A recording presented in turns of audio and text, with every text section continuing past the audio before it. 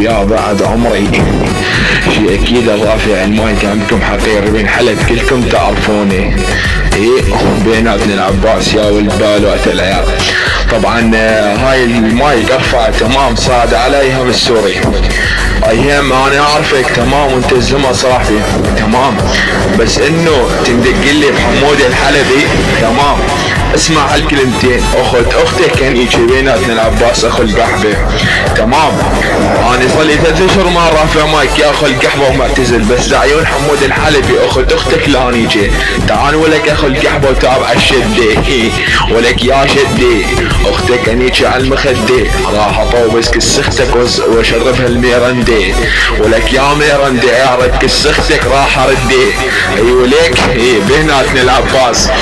ولك الليله راح انيج اختك وانا ابد ما هابل منيه. ولك يا ايهم السوري خواتك بالبرامج يتحزمون بيه. راح اطق راس اختك ابن القحبه وانا معروف. الخير ما بيكم يشد لي ويلقبولي بشبير حلب الابيه. اعرف كس اختك ابن القحبه ابن الموطيه. ادفع بكس اختك ابن القحبه الصواريخ النوويه. اي ولك ابن بالوقت القضيب اخذ امك هنيك والله.